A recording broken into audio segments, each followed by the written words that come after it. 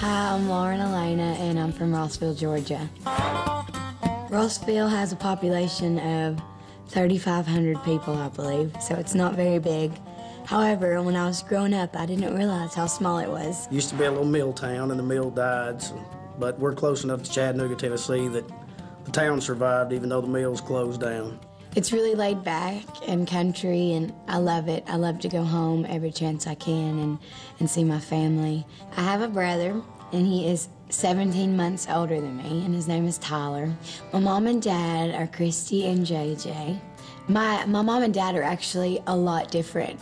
My mom's kind of a little shyer, and then my dad's like really loud, so they balance each other out, and they're really awesome. I hope one day I find someone like my mom and dad found each other.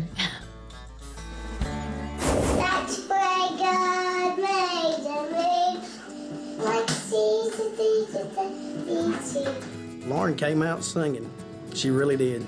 She just never cried when she was a baby, and from the time she learned how to say Mama and Daddy, she was singing from that point on. Lauren sings all the time. She sings when she breathes. Mama turned on the front porch lights and come in, daughter, that's enough for tonight. Sweet nothing, sweet nothing. Daylight to dark. She wakes up, she's singing, and she goes to sleep singing. Like, it's all I do. I sing more than I talk, and I talk all the time. Like, I never shut up. Actually, Lauren, I don't ever remember her doing anything but singing, actually. She never liked television. She always enjoyed music. So when she was 2.5 years old, I had just came back from the doctor's office, and I turned down the radio, and I heard this little voice continue to sing. She knew every word, and I was like, do you hear her singing? It blew me away. I was just like, that just come out of that little head back there, you know? Because, I mean, she was perfect pitch, really was, you know? Every time we would go shopping at Walmart or any place, she would sing. And I mean, not just humming, I mean sing. And so she would have a crowd. Well, she's done that many a time. She'll be walking around, and I'm just so used to her singing, it just, you know, doesn't faze me anymore, you know. But this is when she was little. It'd start out 1 or 2 people. And I'd say, Lauren, we're trying to shop, honey. Please don't sing. Because people would follow us around in the mall and, you know, in Walmart and stuff and listen to her. And then, you know, a lot of daddies would be like, shut up, you know. I didn't. I loved it. But we'd turn around, and there'd be 15 people following us around, and they'd be making requests. I mean, it's a lot of fun when you sing for people that enjoy what you're singing, you know? And then it was like after that point on, I just kind of knew that that's what I wanted to do.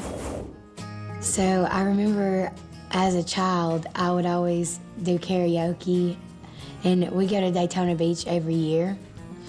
And they have karaoke by the pool, and I always would sing and stuff. You know how people are at pools, they're just minding their own business, they listen to the music, but as soon as Lauren got up there, crowds started gathering around the stage. And people would just be talking or eating or doing whatever they do, and Lauren would start singing, and they would just kind of stop and listen. The first time Lauren performed in front of the public probably was when she was 7 years old. They was doing a little beauty contest in our hometown, and my sister was like, you really need to enter her in the talent portion. And so I entered Lauren at the very last minute, and she actually won. And I was like, wow. So at that time, I actually realized, hey, this kid really does have a gift. And then there was another competition she was in that was at Lake Winnepesaukah, and she won first place on that. And then I was in this group called GCGMA, and they would have little contests, and I usually do pretty well in those too. Anytime I heard about a competition, I was going to enter it. Every contest that Lauren entered as a child up until Idol, she always won first place. Can you believe that? And then I lost American Idol. Son of a gun. I was so close. And we walked in and out of all these record labels, and I remember thinking, oh my God, this guy's a jerk.